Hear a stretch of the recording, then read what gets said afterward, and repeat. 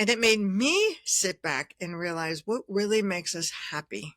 And for each of us, I think, it's different, but it tends to be those small moments along the way. It's when we connect with each other. It's when we connect with nature. It's when we're feeling like we're really in alignment, that we are, when we feel that we're seen, we feel that we're heard, when we feel like what we're doing is meaningful, and when we feel like we're part of something bigger, we're happy. And when we put that together in terms of happiness, and we're following these paths that give us our life's meaning, we are truly changing the world, because as you illuminate your path to move forward, you're giving permission for all the people standing on the sidelines with their hopes and dreams and wishes. You're giving them permission to take action, to say, oh, if you can do this, so can I. Enjoy this Wild Soul Gathering production. I'm Dr. Sandra Marie. Pour yourself a really tall glass of spiritual curiosity and join me for the Happy Hour for the Spiritually Curious podcast. In the spirit of happy hour, cheers to some new insights, peace, revitalization, and perhaps an aha moment that may change your life.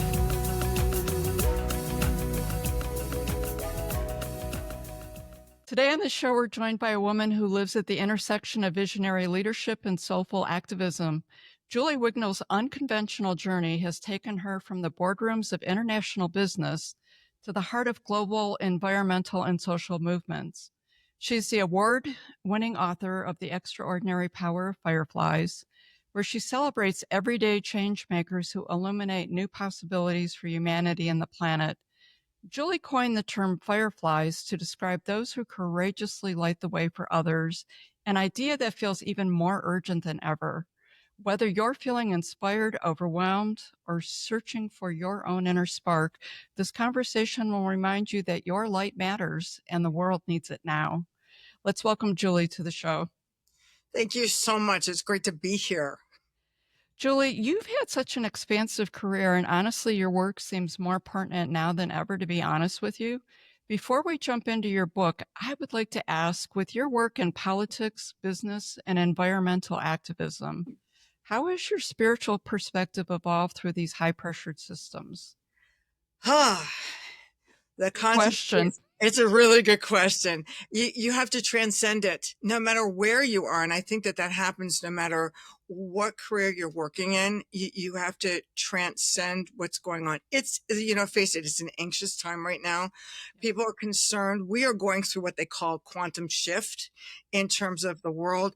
And no matter how you look at your politics, your systems, or whatever, I think everybody feels the anxiety. The concept, though, is we need to transcend that, because if you're going to feed into it, it's fear, it's anxiousness, it's, oh my gosh, what's going to happen? We become like the deer in the headlights and we freeze. We don't do anything, or we go through flight. The biological is flight, fight, or freeze. And how are you going to respond? And we need to respond with awareness and with thoughtfulness, because I continually say the world doesn't need more activists. We have activists. The world needs more thought leaders who say, let's take action in this way. And to do that, that's that rising in the spaces between, where you transcend what's going on with everything else, and you see a clear path forward. And what happens when you do this, you're shining this light, and that light becomes almost like a lighthouse. You're sending out a beacon, and other people who are doing the same say, hey, let's meet and see how we can collaborate. Let's see what we can do. Let's get past all the riffraff that's going on at these lower levels, and let's actually make change. And that change happens on the grassroots level, but it can't be based in anger. It can't be based in fear. I consider myself an unconventional activist, and I use that term on purpose because I don't see myself as a revolutionary. I recently met someone who said, no, it's resolution over revolution, because we need to find answers to things. We need to find ways to move forward. And I don't see myself so much as a rebel. It's to say, I see a different way. And I call those unconventional paths. It's not, overturning systems. It's not breaking windows. It's saying, this is a better way to do this, and let's do this, and let's be the model for what the world can look like. And that's the whole concept of Fireflies. Someone who sees beyond what is to what can be, and then they take action to create the world that we all want to live in, to create that better reality. They don't wait. And when we talk about today, it's like today, this is the time to stop standing on the sidelines, stop wishing and hoping and wanting. We need everyone shining their light. We need it like now. And we need to help give the courage and the inspiration and encouragement to get more people to stand up, to find those ways and to say, yes, let's make a difference. And it's not just, because today everybody was super bipolar when it comes to politics. We've got a lot of issues, not only political, but we're also dealing in terms of environmental issues. We have worn out systems that don't work anymore. We have cultural beliefs. We need a whole paradigm shift. So it's not just, standing on a soapbox about one thing or another. It's to say, we need to all agree that we need to live in a world where people are seen equally, where everyone is important. I list this as 4 pillars that every human being on the planet needs. Every person wants to be seen. Every person wants to be heard. Every person wants to feel like they're doing something that has meaning, that's important. And everyone wants to feel like they're part of something that's bigger. When we take that attitude, we start treating each other a little bit differently. And Very powerful. the concept is we all glow. Scientifically, actually, we now know that we all glow. And we all have, we have that light. And the reason I chose fireflies, and you and I had chatted a little bit before about some of the amazing things that you've experienced in nature. And I've been blessed to have the same type of thing. But something as simple as a firefly, when I talk about, the extraordinary power of fireflies, most people will sit back and go, oh, I remember watching fireflies in my backyard when I was young. And even if they come from a place where they've never seen a firefly, they go, oh, this is just magical. And the whole purpose of using fireflies as that metaphor is to try to not teach people new things, because I think it's the remembering of things that we already know. It's remembering that the world is full of magic and that we're full of magic, and we are so much more powerful than we realize. And when people say, oh, but I'm just one person, what can I possibly do to make a difference in the world? Well, let's go look at the difference that one little firefly in your backyard could make on you in terms of bringing that delight. So that's super powerful. And you said a lot, you covered a lot. So I think what I'm going to do is I'm going to ask some questions that are going to revisit this maybe in a micro kind of way to help Sure. it connect with different people to maybe get an aha. So you just talked about this. Many people feel small in the face of climate change and social injustice, and we are being barraged with all of this right now. What's your advice for turning what I call eco anxiety, into empowered stewardship? And how do you move from spirituality into practicality? In my book, I actually talk about, because I have multiple different careers, moving from working, worked as the director of the National Aquarium. I was in Washington, D.C., and I was working with the Smithsonian Institution, and I was working with numerous nonprofit organizations, all working to help the environment. But I noticed that the big thing that we were all doing is it was constantly fundraising. Oh, you would say to me, are we going to work on this project? Yes. But I'd say, but we have to start our next fundraising campaign. It was always a fundraising campaign. And I did a paradigm shift where within the environmental community, I was like, oh, big, bad, greedy business. These are the bad guys. And if they would just get on board, we could change everything. And after a while of hearing this, I started to think, these are bad guys. Corporations can't be bad guys. Companies can't be bad guys. There can be people within those companies and corporations that are greedy, that are the bad guys. But then if they're the bad guys, could there not also be the good guys? And I didn't feel like, and face it, we've gone through I've been working on environmental conservation since the 1970s. And I got to say, if it was that great and we were that successful, we wouldn't really be in the dire straits we're in today. So the message has to be, let's shift. Let's do a paradigm shift. And let's look at different ways and different things we can do to help. Because of that, I actually chose to go to work for a Fortune 500 company. I wanted to know what could take place if someone who was an environmental conservationist could work hand in hand with a Fortune 500 company. And could I make an impact, and could I do anything? And I spent 13 years honestly feeling like I was ruling the world, being able to really have an impact, not only on the company itself in terms of doing environmental shifts, but watching them take the lead in the field for all of their environmental actions, being able to have an impact then nationally and internationally was absolutely huge. I'm not sure I could have done the same thing had I stayed within the capacity that I was still in Washington, D.C., which made all kinds of sense. So the concept in terms of what anybody can do, we can all start by just being aware.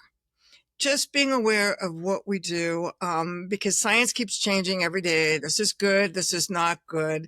There was a big thing that don't mow your lawn during spring because it's better for the insects, it's better for the pollinators, and there were huge campaigns. But now there's another group that says, no, that's not good for the environment.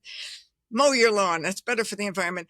It goes back and forth. So I tell people, sit back and just focus on awareness and focus on what you're doing, because part of my message is we got to stop bullying people. Oh, how dare you? You got in a car today. Well, how else was I going to get to work? I'm not within walking distance to work. How dare you? In my book, I talk about people who are working at making changes. And one of the examples that I gave of this is a fabulous woman who is a designer, Layla Ajaralu. And she makes the point that we go to the grocery store and then what do? We say, oh, I'm going to start being healthier. I'm going to eat fruits and vegetables. And we fill up our grocery cart and we go home and life happens. All of a sudden, 2 weeks have passed, 3 weeks have passed, and we now have science experiments sitting in the back of our refrigerators going, ah. And then if you're following environmental issues, you go, food waste is like the number one thing that ends up in landfills. I'm a terrible person and I live in an apartment. I can't really compost. And oh, how horrible could I be? We need to stop that. Layla, as a designer, sat down and said, wait a minute. What if we stop blaming the consumer and we start looking at how can we design things better? Maybe, what could we do? Maybe we need refrigerators that will keep our food better for longer. She learned that they're the crisper drawers that are supposed to keep our salad greens fresh for a longer time don't really work. Maybe we need to redesign that. This is the same thing where it's not how often are you replacing your computer or your iPhone. We continually blame the consumer for everything.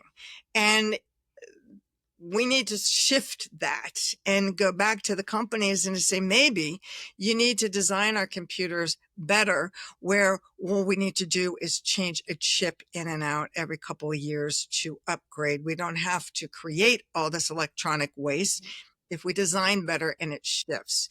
So I really tell people just to focus on being aware. But if you want to do the biggest thing to help the world in anything and make the world better, you got to start. I always start with the old adage, as above, so below. We got to start with below, and we need to start with the inner work of what makes you happy. Because if you want to change the world, and if you want to help in terms of climate change and the environment and social justice and economics and all of these issues, what changes the world is when you change yourself.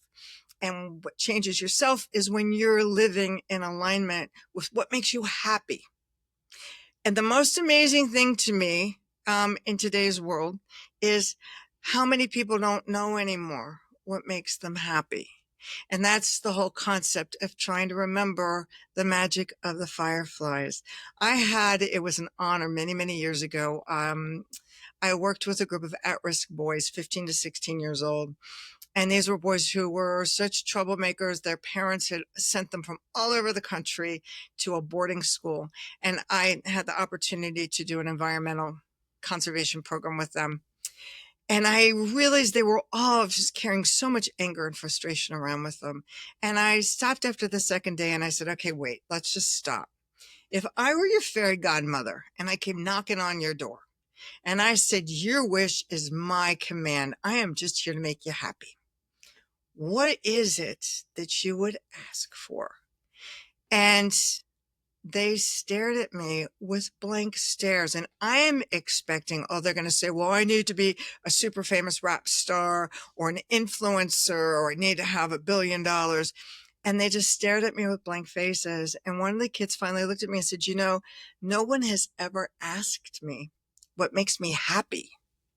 And what was interesting was over the next couple of days, they started coming to me one at a time. And these were kids who were troublemakers, but they were troublemakers because they were incredibly, incredibly smart. And the system as it was set up didn't work for them to express their creativity, their innovation. But they really thought about this, and they came back, and one of the kids started by saying, you know what, I thought about this and I realized, you know what makes me happy? When I'm at home Sunday mornings, my dad and I make pancakes for the rest of the family, and that makes me happy. And it made me just kind of catch my breath. I started listening to the other kids. Wait, you know what? I'm happy when I take my dog for a walk and it's just the two of us in the woods.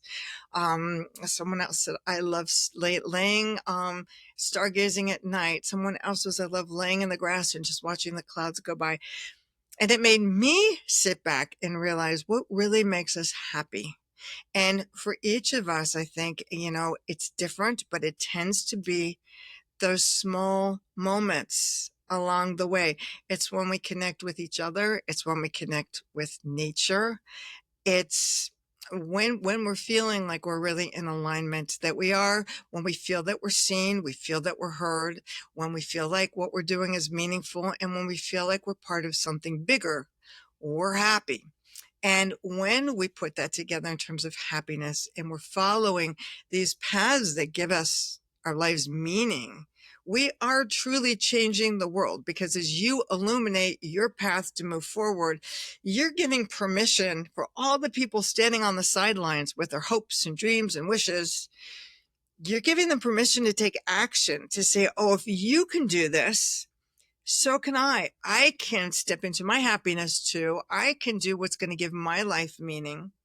I feel like in our society, we start out when we're very little and we know exactly, ask any kid under the age of 5 what makes them happy, and they will tell you, I like this and I like that, and this is my color.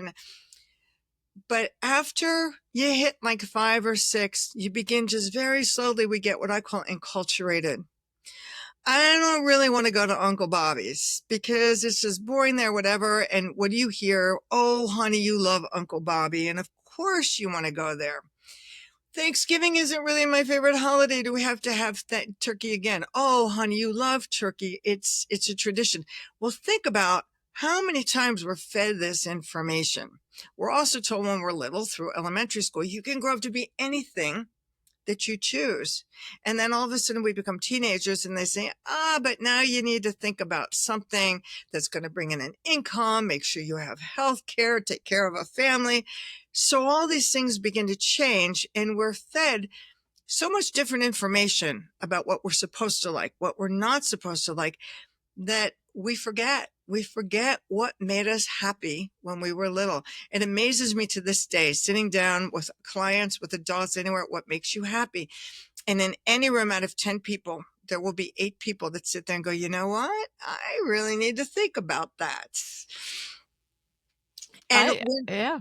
when we're aware of it, I did this. I had a neighbor who said to me, you know what? I was listening to you talk about that.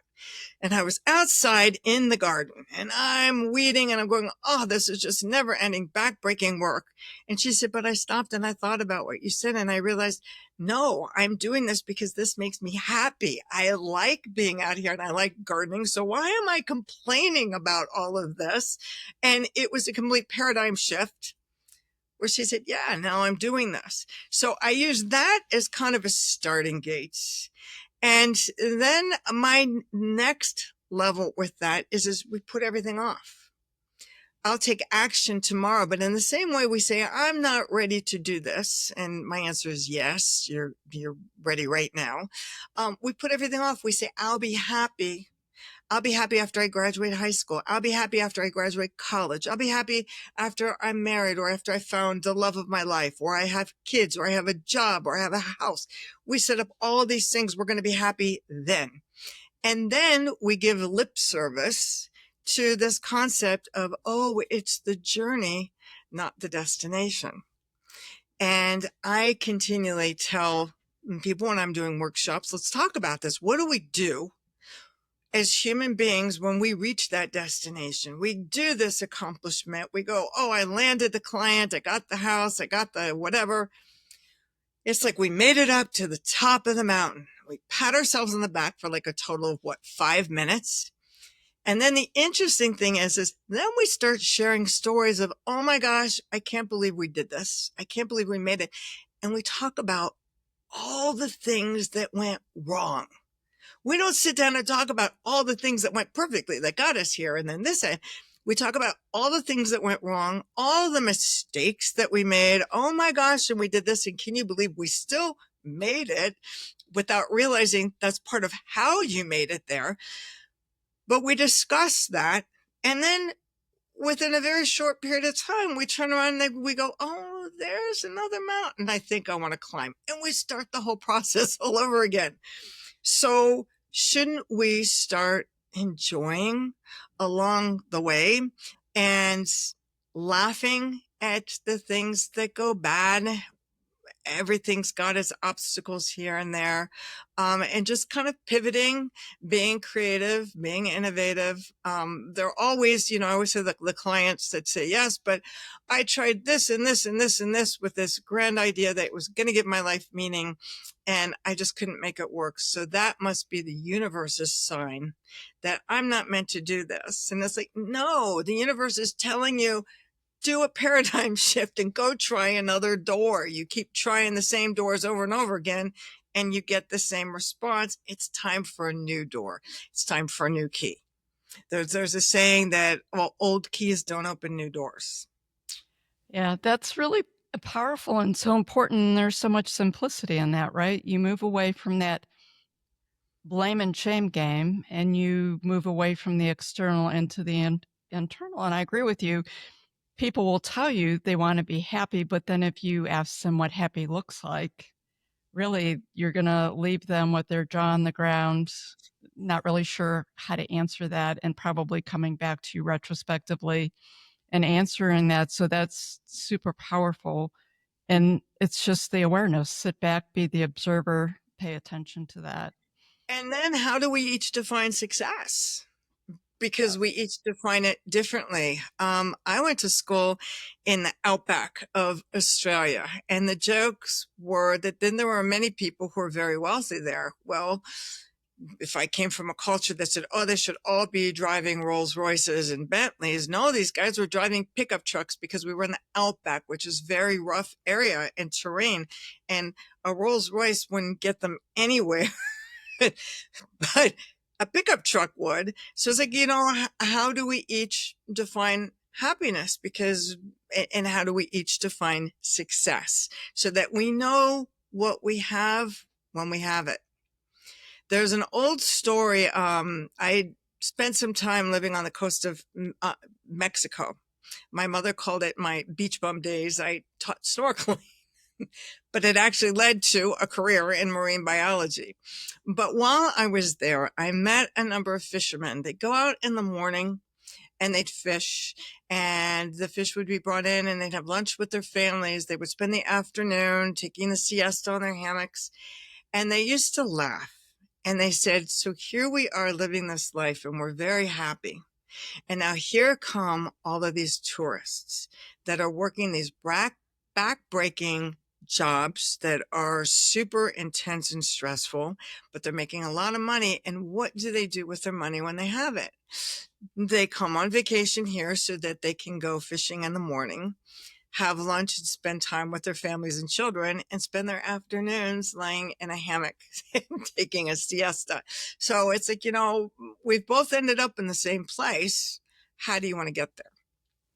Wow, that is just a great example. So, you know, right now there's a lot of doomsday stuff, right? And we have all this electronic thing. So, in this era of constant doom scrolling, other than not doing it, how do you personally stay connected to hope and avoid spiritual bypassing? All right. You have to dig deeper. You have to dig deeper and you have to start connecting with people. And I think that connecting with people, with other human beings is kind of really what it's all about. But I will give you the backstory. Here I have this wonderful multi-award winning on an international level book. I wrote it during the pandemic. And my concept, because I have had so many different careers, I was not one of those kids that at 4 years old said, I'm going to grow up to be a dentist and I'm going to follow that path the rest of my life. I wasn't sure. And that took me to numerous different things, which have all been important in creating the person I am today. But as I was writing the book, I thought, if I were reading this book, I go, well, good for her. She could do all these things, but I can't. And the purpose of this book is to inspire and to be a call to action to follow your own path. So I said, I want to put 20 people. I've got 10 chapters, 2 people in each chapter or their groups or whatever that are really doing something to change the world and have a positive impact. And I'll use that to show the points I'm trying to make and to say there's more than one way to the top of the mountain. You don't have to follow my way. Here's somebody who did it differently, and here's somebody else who still did it differently. And I had a list of 25 people. Here's the behind the scenes peek. I had a list of 25 people who, if I read you the list, you would probably say, you know what? I think I've heard about 20 of them. And I remember reading stories about these people or seeing them in news headlines. Well, I work really hard at being authentic, and I'm not just going to do a cut and paste to put people in the book. I wanted to reach out to everybody and say, I'm going to include you, and I want you to see what I'm writing, and I'd like you to check it. I want to make sure it's accurate and that it has your blessing to say it's okay. And I started reaching out to these people, and I kid you not, I found out every one of them that I was reaching out to was a fraud Oh, or wow. a flake. And it's like, but wait a minute, but the news said that you did this and that. And I would get to the assistants and they'd go, why do you want to reach this guy? He's so mean and he didn't do any of the things that he said that he did. Why do you want to feature her? This was like all made up. This was like their own press. And you talk about the height of depression. It was like, is there nobody that's doing anything good in the world? And I have a wonderful, wonderful publisher who said, Julie, just take some time off and you're going to dig deeper and start from the beginning again and see who you find. And it was the best advice I could have possibly be given. To this day. I still don't know exactly how I was led to each of the people that I've included, but I can tell you this, not only are they each the real deal. Now the book is out and they're still the real deal. And they continue to inspire me. And they're in all different fields. It's not like you can only move forward if you're a scientist, or you can only move forward if you work in the healthcare field or social justice. These are people who do everything, from artists to musicians and they're all changing the world. And really from the grassroots up, which is really how it has to happen. This is not a matter of saying, oh, I could take over the government and I can change climate change overnight and I can do this and I can do that. No, everything changes based on our attitudes. Everything changes based on how we all see the world and how we all see a path to the future together. And that has to start at that grassroots level where we each start seeing each other. The light in me sees the light in you, and let's partner, let's collaborate, let's find ways to work together to raise each other to a higher level. Because part of what needs to change is not just, the big issues of how we're dealing with things, it's how we approach them. Are we treating people with kindness, or are we just being nice until we get what we want and then going, oh, look what I do? What you see on a global stage playing out with a lot of the multinational companies, what you're seeing with politics and everything else, if you stop for a minute and think about where most people work, the office politics. Like I said, I worked for a Fortune 500 company, and I used to joke, my daughter was in elementary school, and I used to tell people I would much rather walk into a Fortune 500 board meeting than walk into a PTA meeting at school, because it's lethal.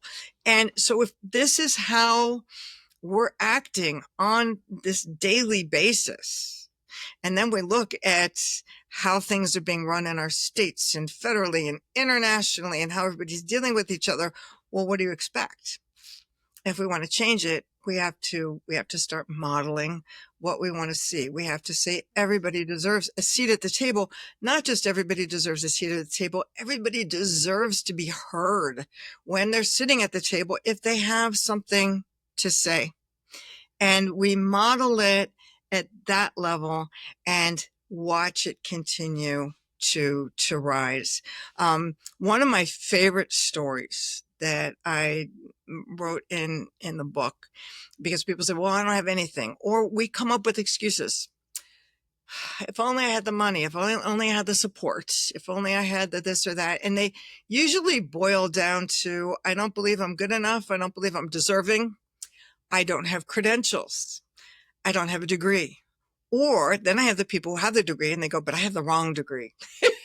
It's like, no matter what it is, nobody's prepared and everybody carries the same thing. I'm not good enough and I'm not deserving enough. One of the fireflies that I wrote about is a wonderful man named Fabio Chavez, who lives in Peru. I take that back. I'm sorry. Paraguay. I do have someone from Peru, but this is Paraguay. And Fabio was working as an engineer, a sanitation engineer on a landfill. But he loved music, and he was pretty much a self-taught musician. And he was working on what was the biggest landfill in Paraguay. Now, on this biggest landfill live also the poorest people in the country. They've got nothing. But just because you have nothing doesn't mean that you do nothing, and it doesn't make you ignorant. It doesn't make you stupid. These people were making homes out of pieces that they found in the landfill. And Fabio had this idea. He said, well, all the kids that are here, what if I could take these kids and create an orchestra? And maybe music is a way to elevate them and help them find a shift to a new life. It's a great idea, but here's Fabio. I don't have the right credentials. I don't know this, but maybe if I could find someone who had money, they could buy musical instruments for the kids. And then he realized, well, that's not going to work because this place is so poor. If somebody did come in with $1 million and say, here are instruments for all the kids here, they would be stolen and turned into scrap in 2 days. So instead he pivoted and he said, nobody else is going to do this, but I see a way forward and I'm going to. And that's part of what makes a firefly. And he went to these people who are incredibly innovative. And he said, I want to create an orchestra. I want to teach your children music.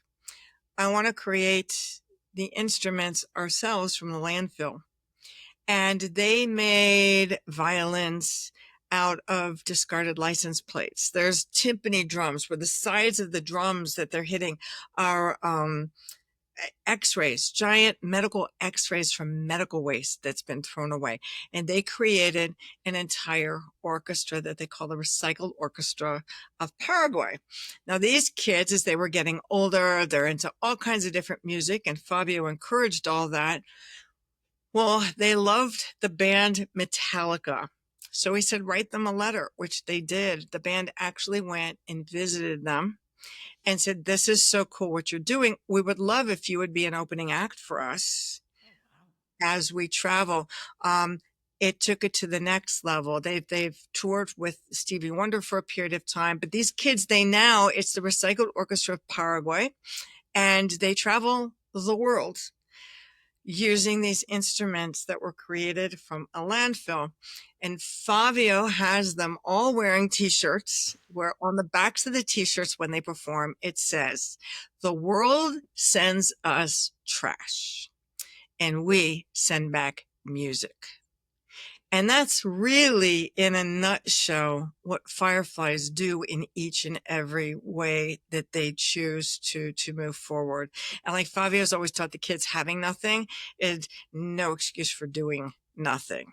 And they've continued to thrive.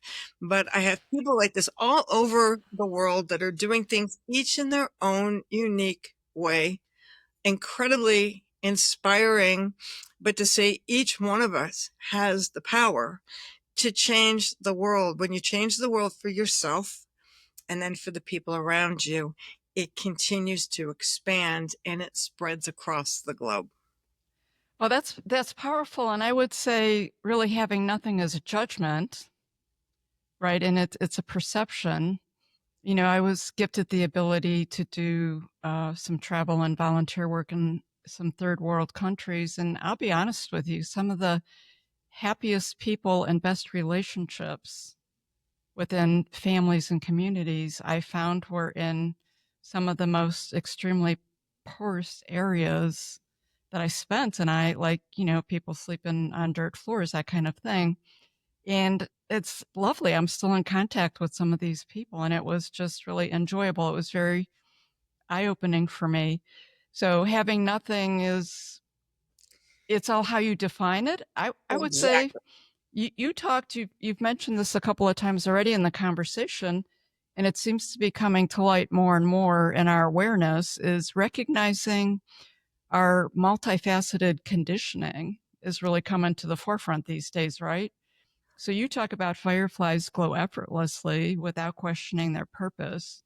What are some of the human patterns that you see that dim our light the most? And how do we begin to undo this conditioning? You mentioned it Yes. earlier in the conversation with children, but a lot of this is just other, it's conditioning and other people's baggage that was never ours to begin with that Exactly. has really roadblocked us.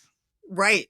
It's a process of unlearning. And I think one of the reasons, and I agree with you 100%, a lot of times when I'm in third world countries and there are things that we might describe as poverty stricken, but these people are so rich in so many ways. And I think part of it is they're authentic. It's not how big of a house do you live in and what does it look like or what kind of clothes, or there's designer clothes or are they something you just got off the rack. It's authentic. I don't care They what you're wearing. appreciate gratitude. Yes, it's gratitude for everything. I don't care what you're wearing. I care how you're feeling and I care what you're thinking. And it kind of pushes past all of the rest. It's really difficult to get past in our society to do that unlearning, but it's done and it can be done. And I actually have a free download that is on my website that's called Flying Lessons for Fireflies. And it's like 5 lessons, 5 exercises just to go shine your light brighter right now. And one of the exercises in there that gets referred to a lot is increasing your awareness. And today we call it intuition. Oh, everybody's got, intuition, and every big business person. How did you get there? Well, I followed my intuition. We used to call it psychic abilities. And before that, we called it ESP. And it's all the same thing. And it all begins with awareness, and each person does it in a different way. And I have an exercise that I call the grocery store exercise that I have put through numerous clients and students and workshop participants through this. And the concept, you'll have somebody who goes, oh, I just went to my yoga class and I'm feeling so centered. Now I'm going to drive home. And as you're driving home, you go, that SOB, he got in front of me, and you're banging your horn. And it's like, you're thinking, where did that alignment and that awareness go? So I said, let's start with just a grocery store. As you maneuver through a grocery store, you have your list and you say, I want this and this and this. Are you aware of the other things that are on the shelves? Do you know if there's a new product that you might be interested in? Would you know if there was somebody sitting on the floor that like needed some help? When you go down the aisles and somebody has their grocery cart that's at an angle, do you push it away? Do you say, excuse me, if you need to go, or do you just go around through another aisle and come back a different way? Are you aware of the other people there? Would you know if there's a person at the end of the aisle that maybe needs help getting something down from a tall shelf? Do you talk to the people who check you out, if you have people who check you out anymore?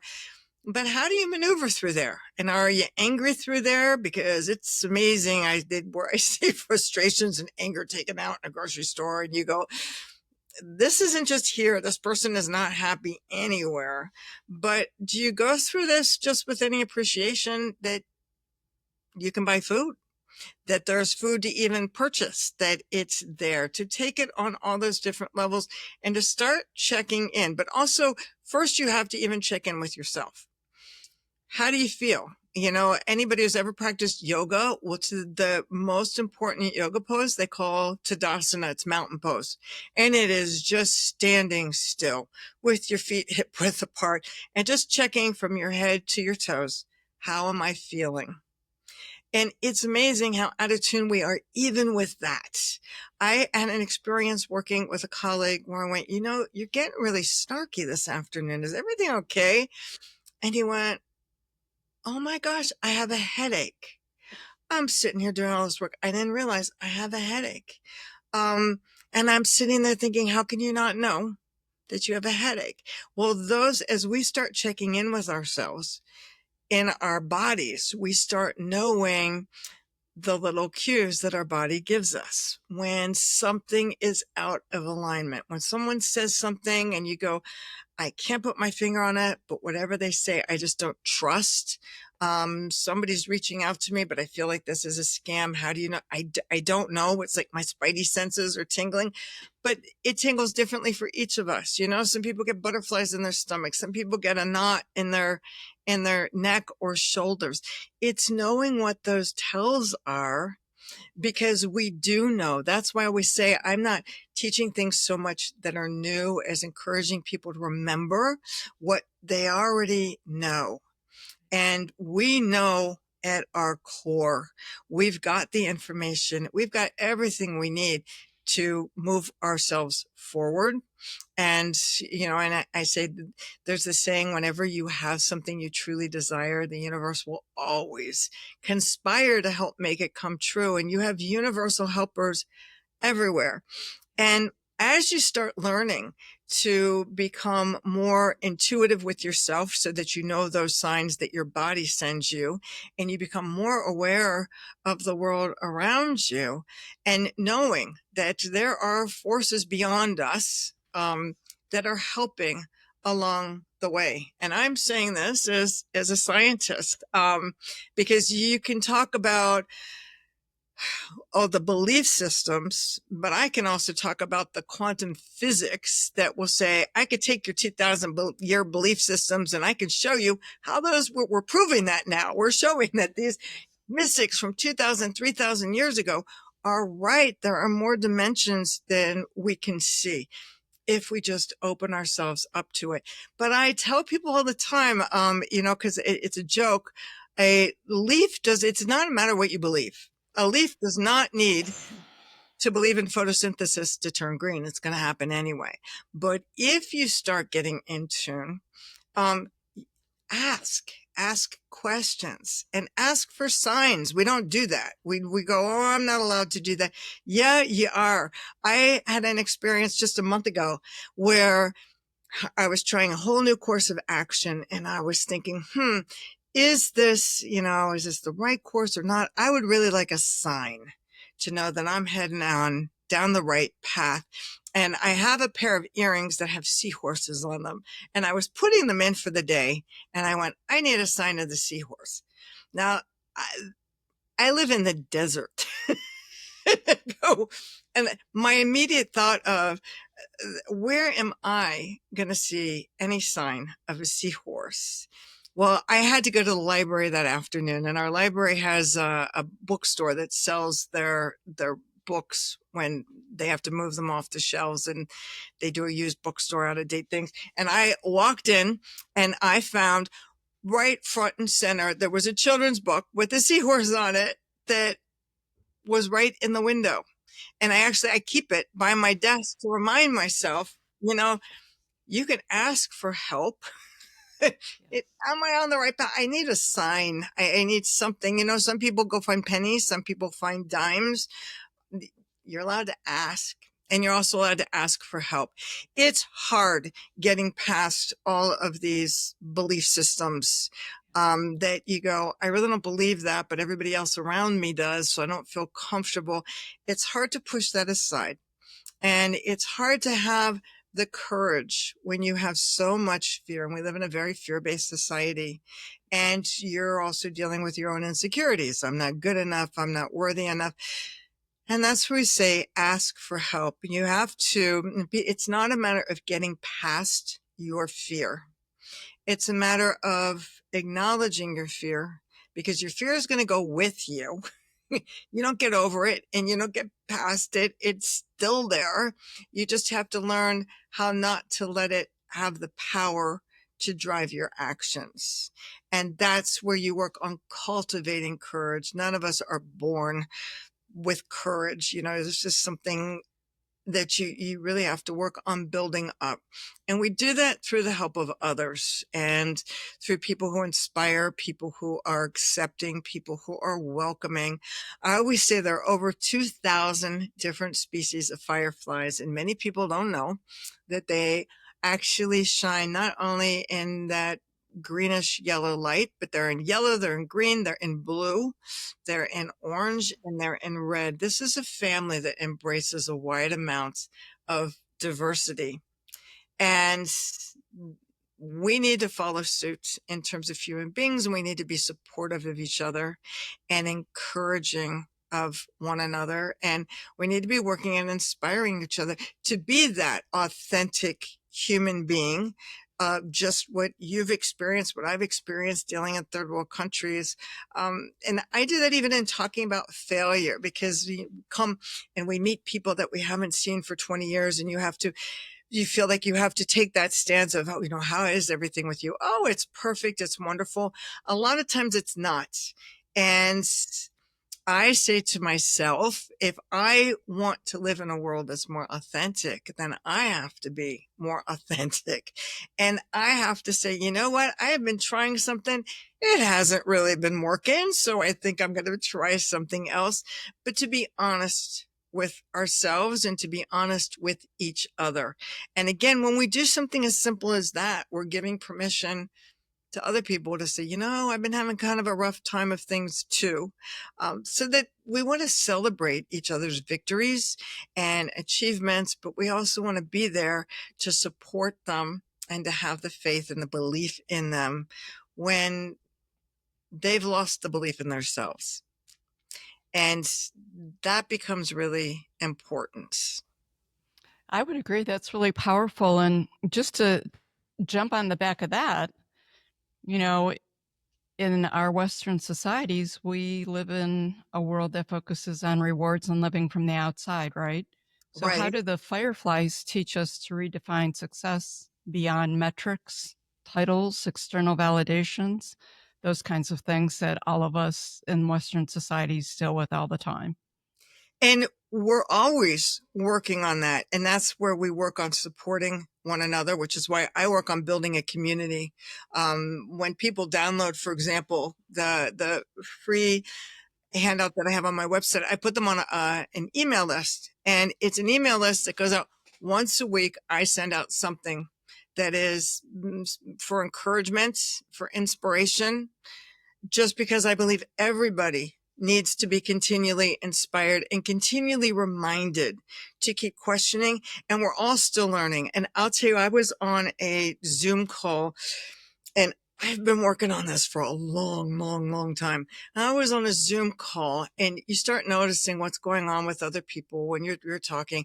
And I couldn't get my eyes off of one of the women on the Zoom call who just was beautiful and she looked wonderful. But what really hit me is behind her was this gorgeous living room. Everything was clean. Everything was put in its place. And I was like, how do you do this? And I had a hard time paying attention because I kept looking at this fabulous background until she moved her head. And I saw that telltale sign of when you move, but your hair disappears, that said that she had one of those fake backgrounds. And it was like, Yeah.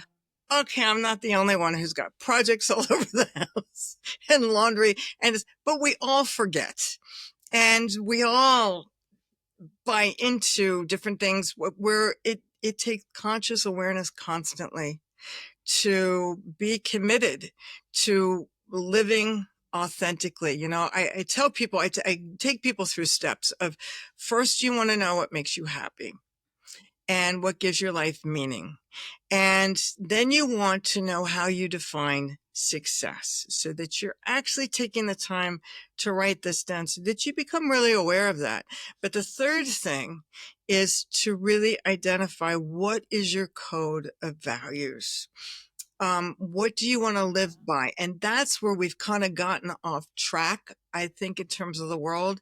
And what are those? And defining those, it's ethics and integrity and honesty and transparency. And if those are really important to me, then if I tell you that and you see that I've got some kind of crazy fake background, no matter how wonderful it is, I don't seem like I'm very transparent if I'm going like, don't look behind the curtain. If I want to live in this world where the light in me sees the light in you, then, and we're going to be authentic, then we have to walk the walk. And that's part of changing our behavior. And it also dictates the choices that we make. When you know what you stand for and what's important, you don't find yourself working for a company that's known for stealing and underhanded business deals, because that's not part of your code of ethics. You would have never taken the job in the first place unless you have a code of ethics that says it's okay to look in the other direction. So those are the things that help to keep you aligned and make you remember, so that you can laugh at yourself when you do something like what I'm doing. Oh, I'm buying into this society thing that's what my home should be looking like. And you see that little glimpse, and that's through awareness. And you go, wait a minute, that's not part of my code. That's not part of my code of values. So I love your authenticity with that. I mean, it's all of us. We're not perfect. You had your moment on that Zoom meeting. We all have our moments, even though we have our awareness and we put conscious attention to it. So I just want to say kudos to you and to put that out there, because sometimes I think folks think, well, this isn't attainable for me. They can do this, but I can't do this. right. I'm really curious, Julie. You've curated global stories of change makers in your book. Did you find any common thread on how they blend intuition with inspired action? Every one of them, and that's part of how you cultivate courage. Every one of them was dealing with a situation that was really untenable, or that they'd had enough of. And it's that desire to push through. And instead of staying there, every one of them chose to take action. But the trick is, and I actually wrote about this, even having worked for a multimillionaire and how he did things. Even at that multimillionaire level, there are always people who say, oh, this guy's got this new idea and it's crazy. It's never going to work. And I had the opportunity to do a course where we had a one-on-one with Roger McNamee, who, this guy was an investment broker that was there when they first walked in with the idea of Amazon. And he said, they want this crazy marketplace. And he said, everybody in the room said, oh, this is crazy. This will never, ever take off. So it's knowing that no matter what level we're at, there's always going to be the naysayers. Oh, never going to happen. I became the director of the National Aquarium in Washington, D.C. as a female. The only other female at the time was Julie Packard, who ran the Monterey Bay Aquarium. Everyone said, please, there are no women that run aquariums. There are no women that run zoos. You have to put those blinders on, and it has to be, you have to have a desire. And this is what they all have in common, a desire to do something where they're seeing beyond what is, to say, this is what I've got to do. And they put those blinders on and they hear those voices to the side. Of course, we all hear them, but it's like, I can't focus on you right now because I'm moving forward. And it's not listening or following anything but that vision and trusting in that's gotten them all where they've gotten. And they continue to grow and do new things constantly. And I have to tell you, one of the gentlemen that I wrote about, when he was young, he was in San Francisco. There was an oil spill. And all he talked about was the environment. And his friends would go, just, John, shut up. We don't want to hear from you anymore. And it was his birthday, and as a birthday gift to everyone he knew, he spent the whole day being quiet. And he said, for the first time, I started listening. And I learned so much from listening to other people. He actually, now this is to the extreme, but he stopped talking for 17 years. And during this time, he started walking, and he's walked across the United States and walked to different areas. He had other people come walk with him. And it was just listening. And he put together the stories he heard. He's written a number of books. I think there's been a documentary that's done on him. So this man, I put out the book and I get an email from John. And he says, Julie, you're not going to hear from me for a while. I just want to let you know, I'm heading on a plane tomorrow. I'm leaving. I'm going to South Africa. And I have plans to walk from South Africa up to Kenya. Now, this is a man who's 78 years old when he started, and this was the beginning of like last year, and he's still doing the walk. He's doing it in increments. But there's always, there's always something new. You just put on those blinders. And it's like, you're crazy. Who would walk? Why would somebody do something like this? Or in our society, and is somebody paying you to do this? And you just go, I just know I have to walk. And I know that this is what's going to give my life meaning. And I have to share what I learned from people with everybody else and just trust that everything is going to kind of fall into place. And it doesn't mean that you don't pay attention to, what needs to be taken care of or paying the bills or the rent. You just find different ways to move forward. Oh, and I can't even imagine all the different interconnectedness that comes with him on that journey and how many souls he's going to touch with it. Wow, that's beautiful. They're really amazing. Yeah. That being said, what role does playfulness have in personal transformation and global healing? And can joy itself be an act of resistance? Yes. And it's the one that should be used more than anything. And I always tell people it's the importance of play. And unfortunately, I think that that's something that comes with age, where you start saying, you hit a certain age and you go, why was I so serious about this? It's like, we can play a little bit, we can have fun. But because of that, that's one of the reasons why today, when I work on programs or projects, I will only work on them if they are multi-generational. I have a huge issue when people say we're going to be a youth-led movement or we're going to be a senior-led movement. It's like, we need to be a human-led movement, because for every movement or anything that we try to accomplish as a group, we need to hear from those people who are in their 60s, 70s, 80s, and 90s who go, come on, let's have a good time. And let's remember to have some gratitude. And we still need those people who are raising their children and, in their 30s, 40s, and 50s that are, serious about this, because things are serious. We need that balance. And we need the 18 and 20-year-olds that believe yes, we can do this. And we need that 10-year-old, because that 10-year-old is in alignment with people who are older to say, when do we get to play? Because the playing is important, and let's find the joy in what we're doing, because that joy every day will take us so much further than the stress, the fretting, the fear. It's one of the true keys to finding your success. Absolutely. And, we're in a massive mental health crisis right now with these mental health challenges just skyrocketing. What spiritual practices or mindsets do you recommend for building some resilience and authentic self care? I think this is where we need to go back in terms of how we're educating kids and what this looks like.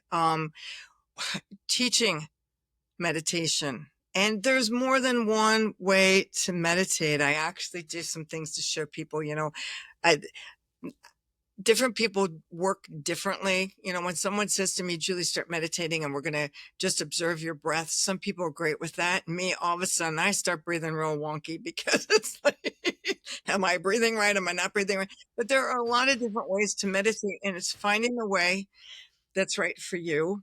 Understanding how to use physical exercise, whether it's just walking, or swimming, or whatever that is that helps you just connect, to have that time just to think things through.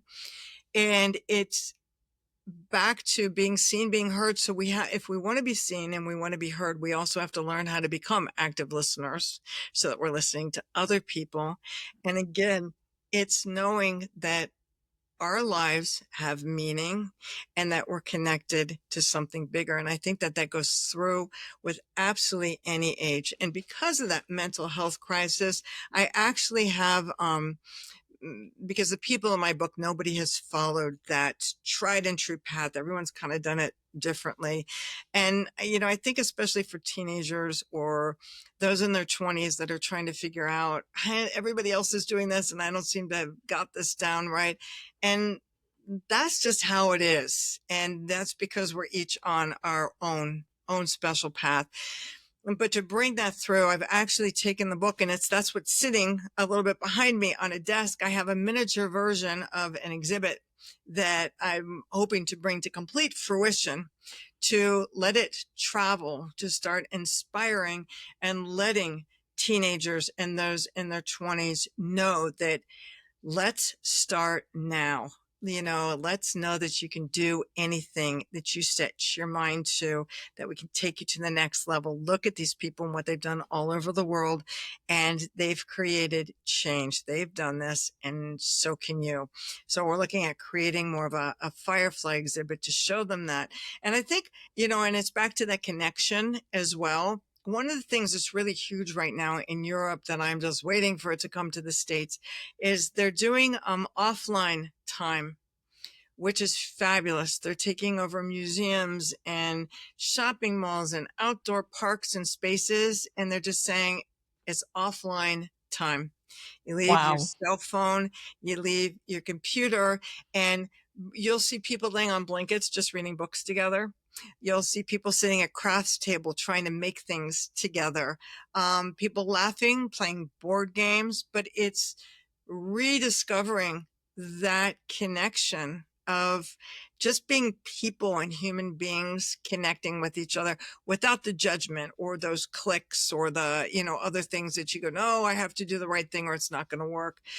But there are many different ways to do this. And as kids come together to do this, and teenagers and those in their 20s, I have people of all different ages that are in the book.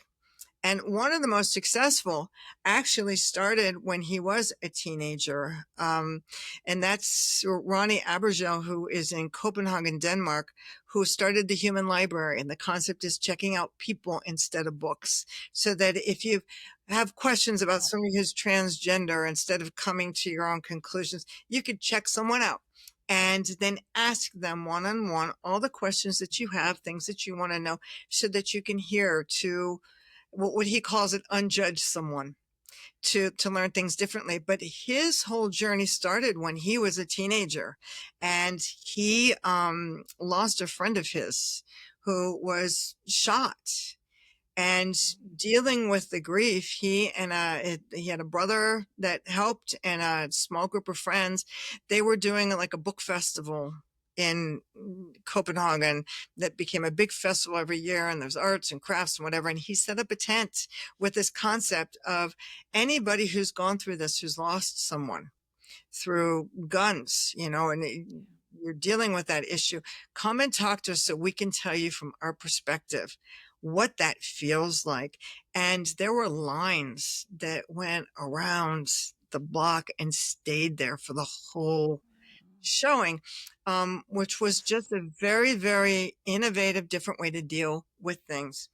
And because there are so many mental health issues that so many teenagers are going through, this is not, it's not abnormal. I mean, it's actually the norm. And I would be concerned in terms of the mental health of a lot of these kids if they weren't having different issues.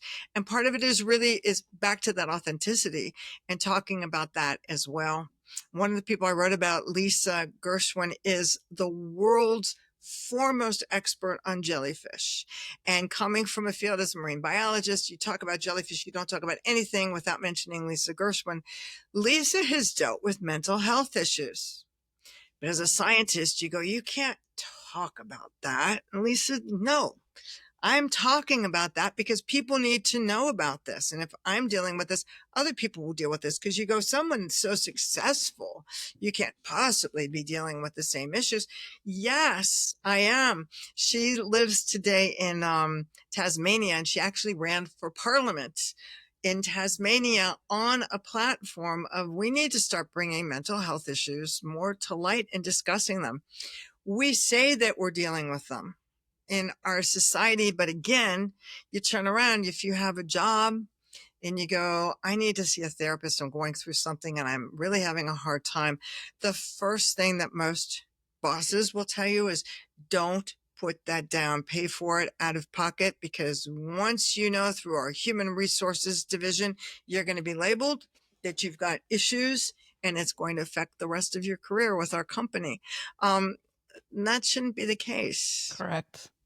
Good for her. Good for you. You seem to have a real passion with working with the youth and supporting them. So I do want to thank you for that, because it's come up in a number of things that you've shared, and I think it's really important. And we're sort of on this weird cusp with being able to affect some really meaningful change.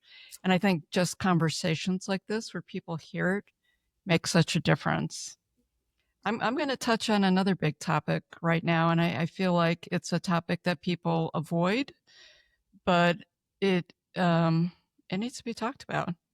In light of the global migration and refugee crisis, how does your work with Fireflies reflect the need for cultural empathy and shared humanity? Ah, huge. And I'm glad that you brought it up, because it's not only what's going on in terms of refugees today, people who need help, people who are dealing with untenable situations around the world, and that's been the case for a long time in terms of why people move from place to place. But what we're not dealing with, we don't even deal with that, where these people are in dire need. We're also not dealing with the fact that more and more people are going to need to migrate as we're dealing with climate change.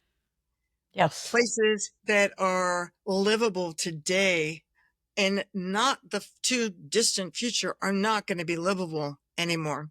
And it just so happens, of course, I've written about a great couple in Paris that started the Refugee Food Festival. And I thought that this was so clever and so creative. And there are many different ways, let me just say, to deal with refugees. And today, where we're dealing with people who are being deported and moving back and forth. But that doesn't mean that you just have to sit there and hoard. There are ways to do this. And this is on that grassroots basis. So this couple, they loved to travel. And what better way to learn about other cultures than over a meal, breaking bread, whatever that looks like in that culture. And they're French. They went back to Paris and they noticed, of course, we've got all of these refugees that are here. And we never stop to look, for the most part, past, the fact that they're refugees. So many of these people are skilled. They have talents. And even if they come to us and they don't, everybody's got superpowers that they bring to the forefront if we just allow them to shine.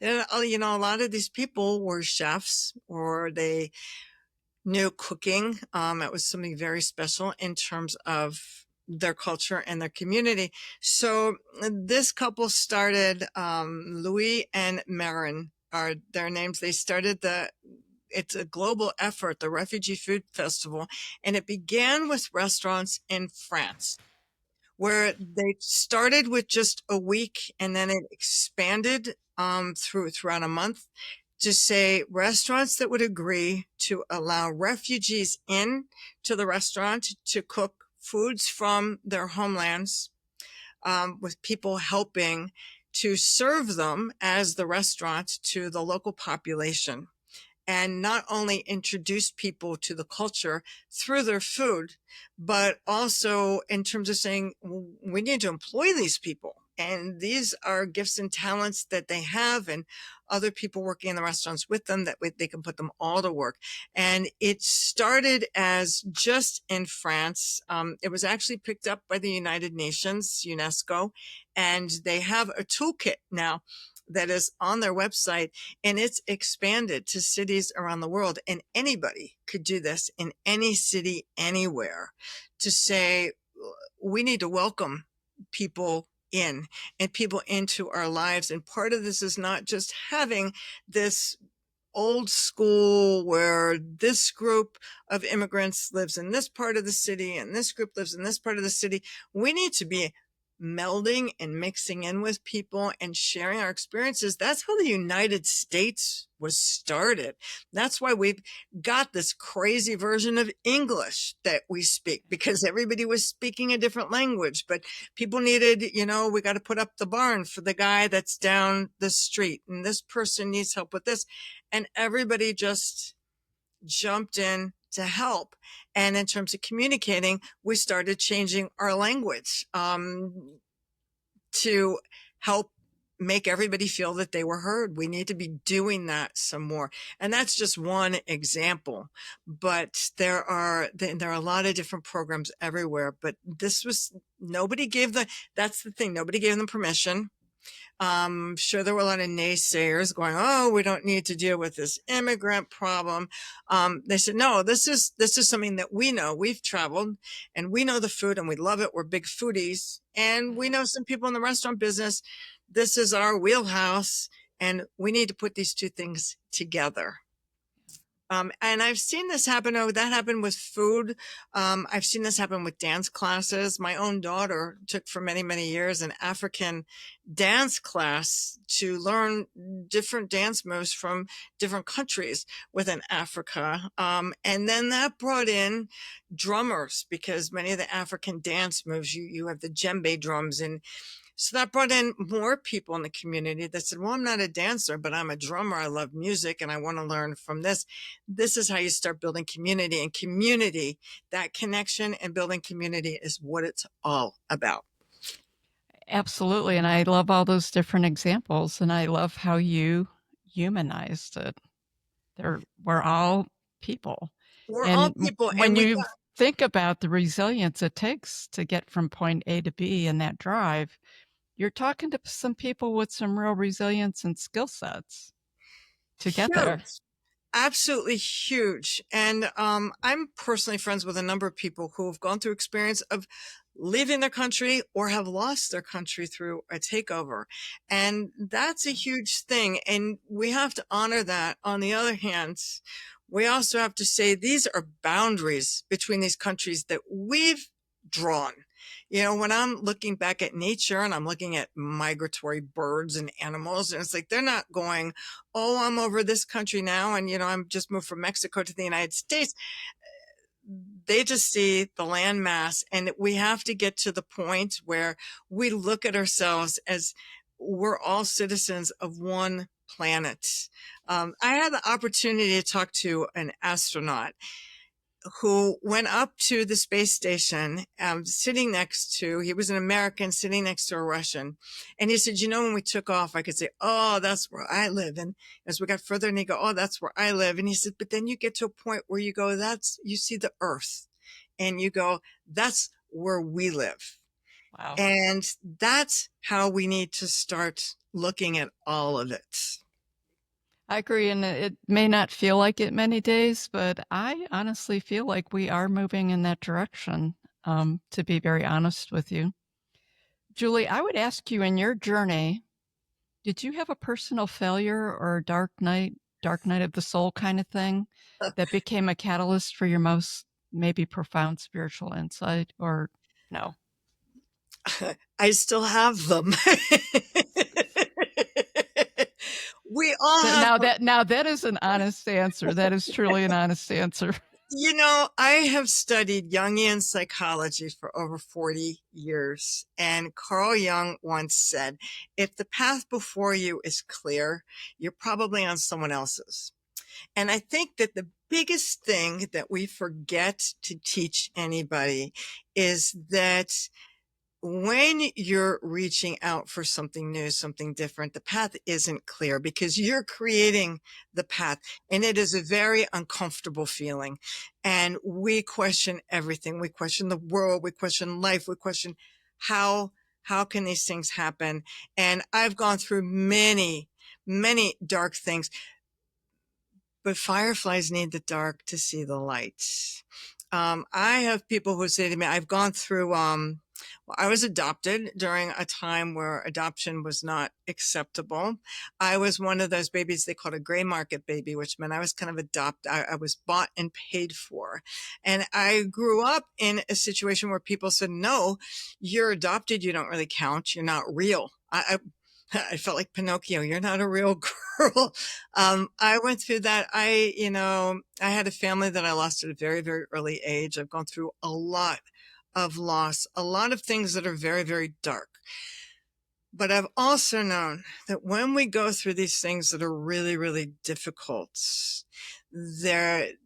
we carry them with us. We carry them in our hearts. Anybody who's ever lost anybody, that there's a hole, there's a darkness that will always be there. That's part of what we call our shadow. But it's those experiences that give us compassion, that give us empathy.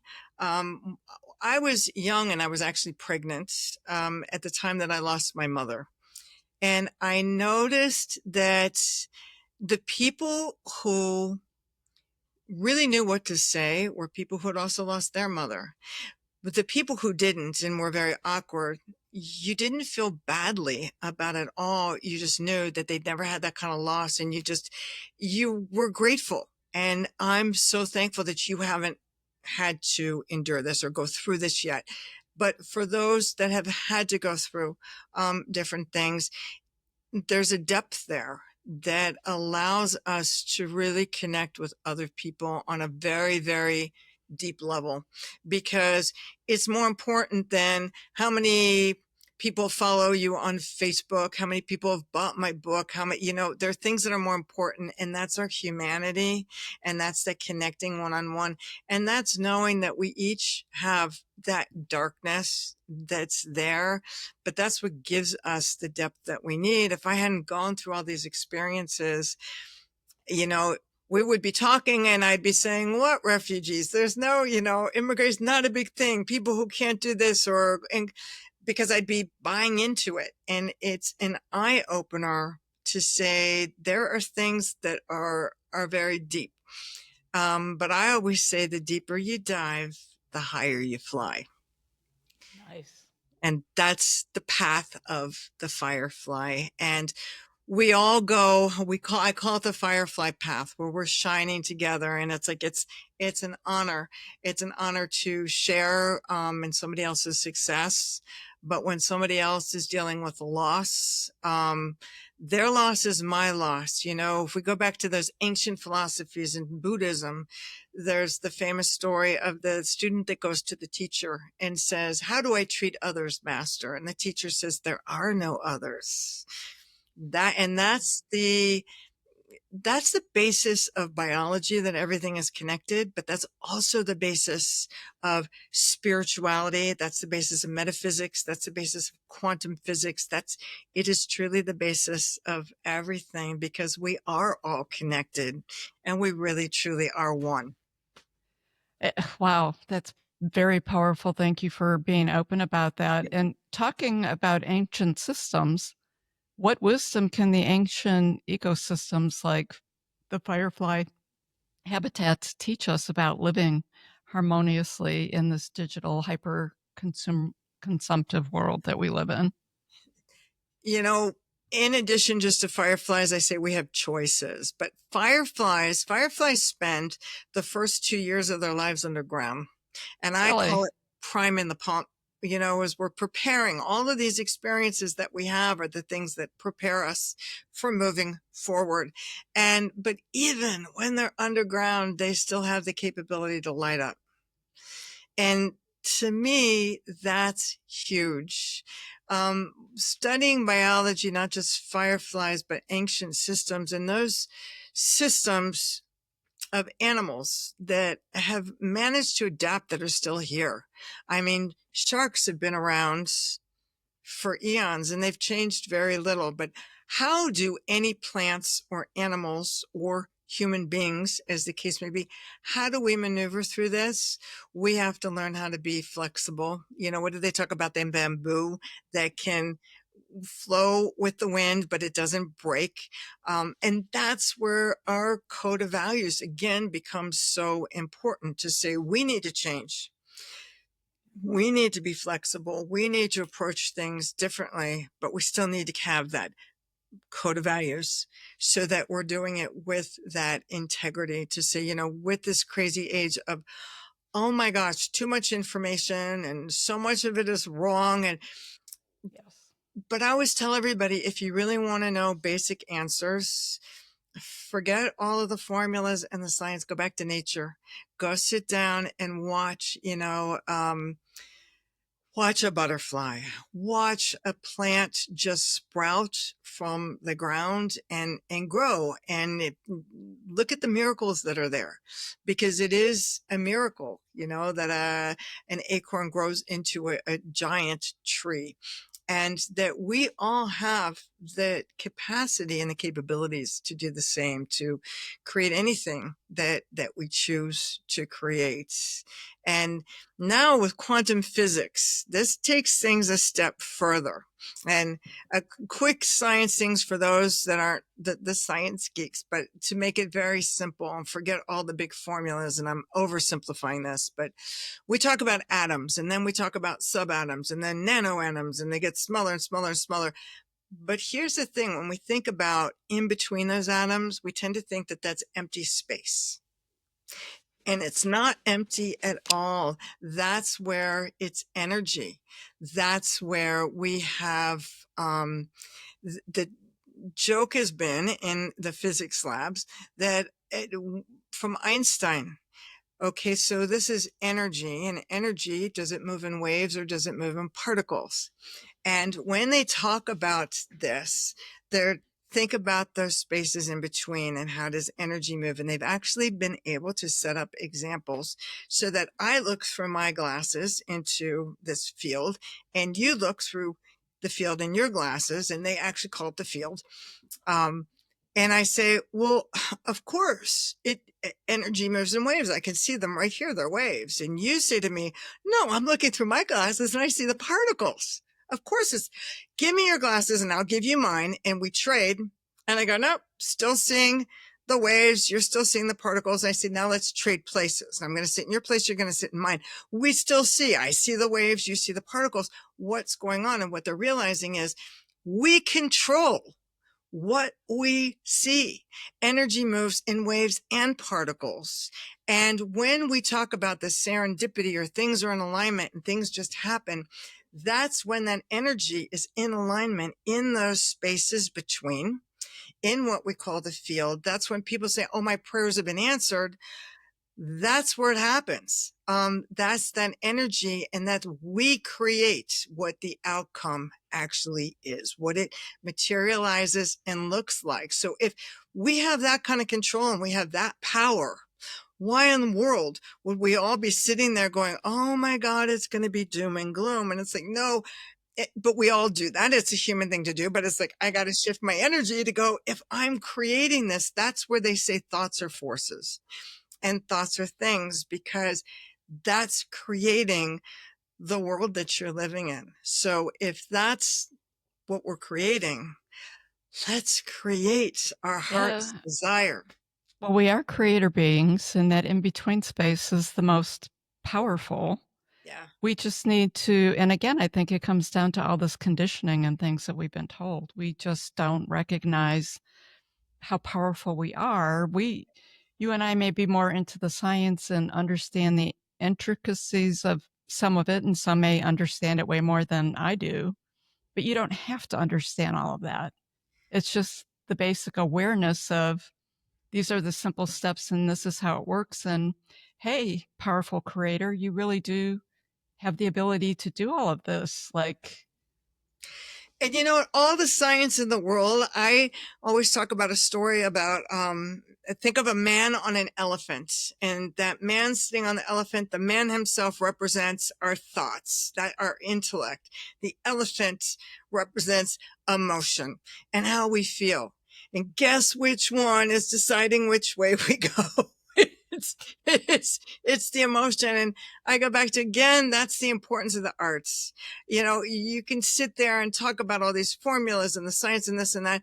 But if I draw a picture, or I'm a talented sculptor and somebody sees and they feel it, it's connected through the heartstrings. That's where we change. That's where it all starts. And then it comes up to the intellect. But it all starts in our emotional center. 100%. Yes, that's what you said was incredibly important. So, just to tie this up a little bit, we've been talking a lot about raising the collective consciousness. And, you know, I wanted to ask you, what role do you think the stories like those in your book play in creating a lasting paradigm shift? I think that as human beings, we all learn, me included, through stories. I think stories are incredibly, incredibly powerful, and stories are what connect us with each other because they're emotionally centered. And as we do that and we begin to connect, we feel safer being our authentic selves, and which gives safety to others to do that. We begin creating those communities. And, you know, I talk about my experiences in terms of being adopted today, and no, adoption's not where it should be. But today it's like somebody says they're adopted, nobody thinks twice about it. Well, that was because at the time that I was adopted, it was unconventional. Today, it's conventional. So my whole concept in working with these people, sharing the stories and inspiring others at any age, and to say it's never too late, it's never too early, but to follow the unconventional. When more of us begin living authentically, which is considered unconventional today, following our heart's desire, not listening to the naysayers, we're changing what's unconventional, and we're making it conventional, which is the world that we want to live in. Absolutely. That's very powerful. Nicely said. Julie, for the listeners who would like to work with you, what would that look like and how do they connect with you? What are you doing these days? I would encourage everyone just to check out my website at www.extraordinaryfireflies.com and go ahead and download the 5 flying lessons for fireflies. It's free. Get yourself on a mailing list just to keep getting encouraged and inspired on a weekly basis. I have links to all of my social media pages there as well to keep people updated with new things that are happening as they are, but I do work with people, and I encourage everybody needs, whether it's a mentor, a coach, someone in your life, a therapist to help. And I think this is a fabulous time for that, because most of us, me included, have just like a half an hour free, get on a discovery call to see what it's like to try to get some more clarity in your life. And it's not a push to say, oh, come and work with me as a coach. I do work with people, and I work with companies and corporations and training sessions and a little bit of everything. But it's to say, take advantage, not just if I'm offering this, go find out what that is. And now go call somebody else, and then call somebody else. And you might not be ready for any of it yet, but find out what you're looking for. It'll give you some clarity to know what you want to do to take your next steps. It's no different than therapy. I tell people, go to see a therapist, but if you're not feeling better, I think that we set up some misaligned concepts of what you're supposed to go through in terms of therapy. And you don't always have that aha moment right away, but if you talk to a therapist, you should leave feeling better. You should leave feeling pretty good. And if you leave and you're just as depressed as you were when you went in, and you don't feel like you've got any clarity or anything that's going to get you to your next step, stop, and it's time to find another therapist. And to keep finding that until you find the right person for you. And, we do this with doctors, therapists, teachers. Oh, it's the best teacher. Well, it's the best teacher for one person. It's not necessarily the best teacher, therapist. And the same thing with coaches. And like I said, because so many of us that are working with clients and different people, we all work differently. And you want to be exposed to as much of this as you can and say, this is what aligns with me. And a lot of times, again, it's not the right time. I have clients that they go, we talked 2 years ago. And it's like, yes, I remember. Well, I'm in a place now where I would like to go forward. And that's great. I mean, this is, again, a new way of doing business. So these are not sales calls. There isn't, oh, you've got to work with me. No, the whole purpose of this is to introduce people to, this is the process, and take this and now try it. And it's like trying on clothes until you find the one that fits. And sometimes you don't need it at all. Sometimes you go, I have people in my life that are mentoring me and helping me. Well, great. Then know what it is so that you make the best use of that and appreciate what they're offering for you, because nobody makes it to any place by themselves. That's right. Times are changing. And I say that with positivity, because Yeah. they are. So what's next for Julie? I feel like there's always a what next for you. I am in the process of working on some very new things that I'm really excited about in terms of creating a bigger and stronger community, and really hoping to be able to take the whole concept of the people that I share to be doing workshops with all different ages, to start across the country, make my way overseas to connect everybody, to start thinking about, what does this all mean to you? How do you connect with people? And it's not just my connecting people. It's, watching the people that I work with starting to connect with each other and starting to use each other. Oh, I need somebody in public relations. That's you. Would you be willing to do this? I taught a training workshop to a group of public artists. I was in Michigan, and a woman came to me the second day and said, I would love to finish this thing, but my husband and I are traveling. Oh, where are you going? We're going to Australia. Where in Australia? Oh, she gave me her itinerary, and they were going through Perth, which just so happened one of the women that I wrote about was in Perth.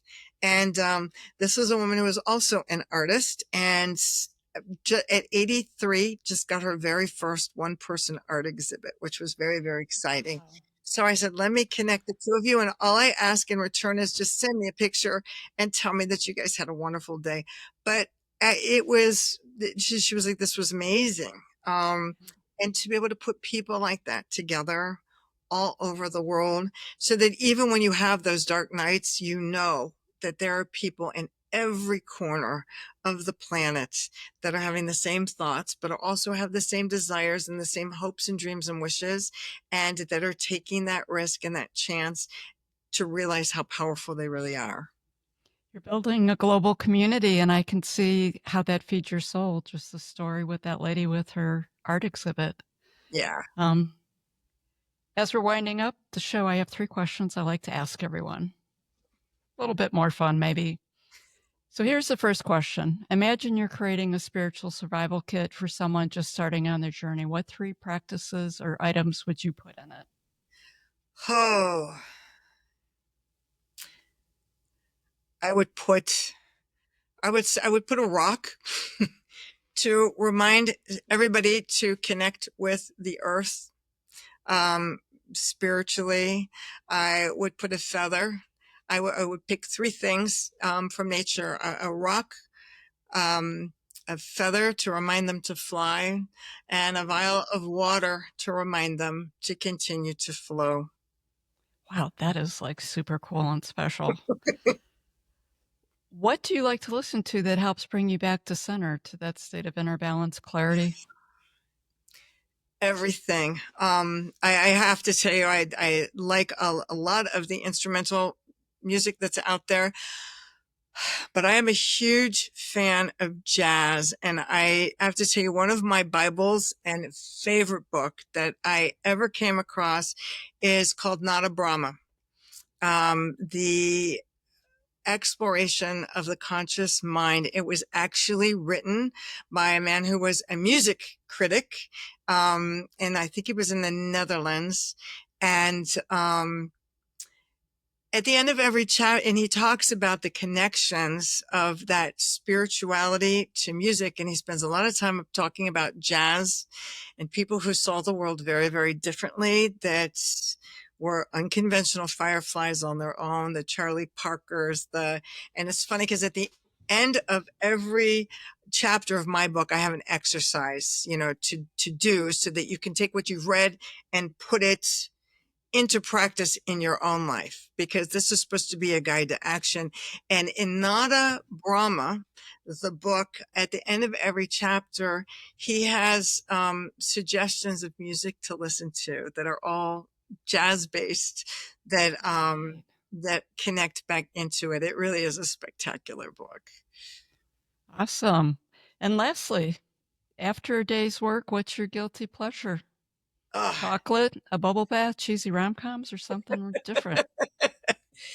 eating, cooking. I have a huge garden, and I love making things from the garden.